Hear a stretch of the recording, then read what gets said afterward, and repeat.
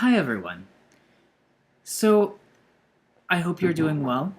I just got through looking at your revisions, and I think overall you did some really strong work. Um, and I think that when the time comes to revise them once again, um, I think that you guys have set yourself up for success by and large. A few things that I wanted to note because I think that this will impact you as you start to revise this paper and then the next paper we're going to revise is one, I want you to keep on thinking about the audience that you're addressing. And this comes in a couple of different things. One, um, when you're talking to an audience, you can't assume they know everything that you know. So what you need to do is you need to provide really concrete and vivid details and descriptions so that they get a good understanding of what you're talking about. The other thing that you should think about when you're writing for an audience is how you address them. And one thing that's come up is the use of the second person. And when I say the second person, I mean when you say um, you, your, yours, yourself, any of those words, any of those you words. And what's problematic about that is that whenever you use them, you're making some assumptions about your audience. For instance, if you say something like, when you take your kids to the doctor, that might seem really innocuous, but if you're talking to someone who doesn't have kids, that's going to make them feel very alienated. Or if you say, remember the first movie you ever loved. Well, if you're talking to somebody who hates movies, they're going to read your paper and that's going to put them off because they're going to know that you're not talking to them.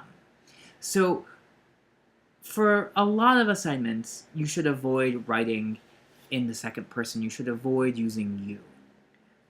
That's not always true, but by and large, academic writing frowns upon the use of the word you. Um, the other thing that I've noticed is that a lot of people aren't setting up their papers in an academic way.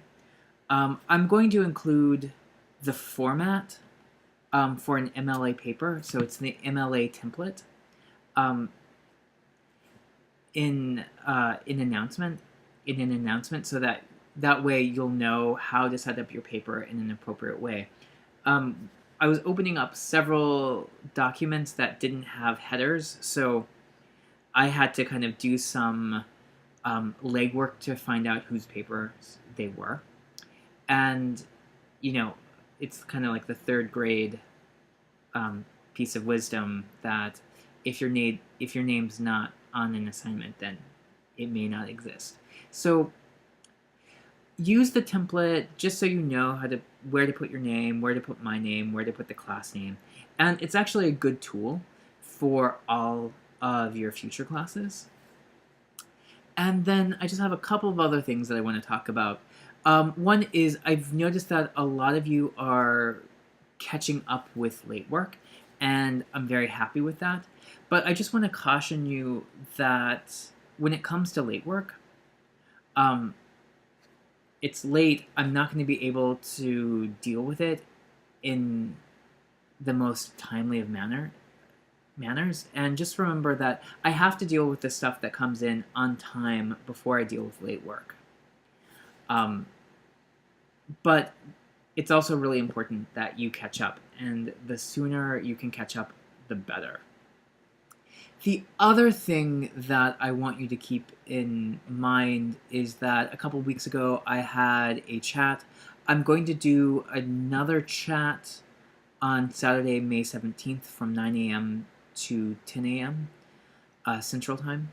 So I will be doing that. If you have questions about anything in the class, that's a good time to join us. Or if you just want to chat about writing, please feel free to join. I will be sending out another announcement about that too. And I think that's all I have for you guys.